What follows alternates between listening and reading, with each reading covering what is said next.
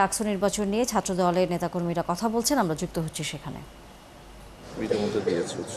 এবং সবসময় আমাদের পাশে থেকে ঢাকা বিশ্ববিদ্যালয়ের শিক্ষার্থীরা সে উৎসাহ দিয়েছে বলেই আমার সংগঠন এত বড় সিদ্ধান্ত নিতে পেরেছে।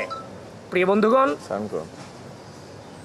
আমাদের এই প্যানেলে আমরা যথেষ্ট অন্তর্ভুক্তিমূলক প্যানেল করার চেষ্টা করেছি।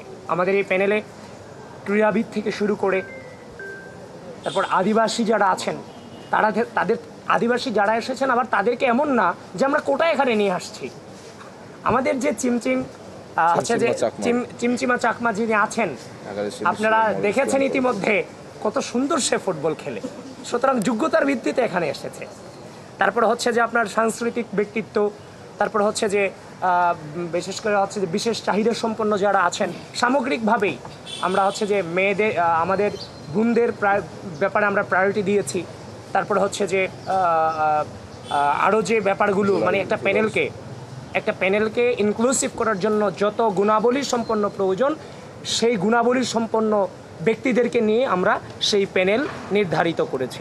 এবং আরেকটা জিনিস আপনারা অবাক হবেন, অন্যান্য যে প্যানেলগুলো আপনারা দেখেছেন সেই প্যানেলগুলোতে তাদের সংগঠনের প্রেসিডেন্ট সেক্রেটারি কিন্তু ভিপিজিএস এজিএসে এসেছেন, যে জিনিসটা থেকে বাংলাদেশ জাতীয়তাবাদী ছাত্রদল পুরোপুরি আলাদা।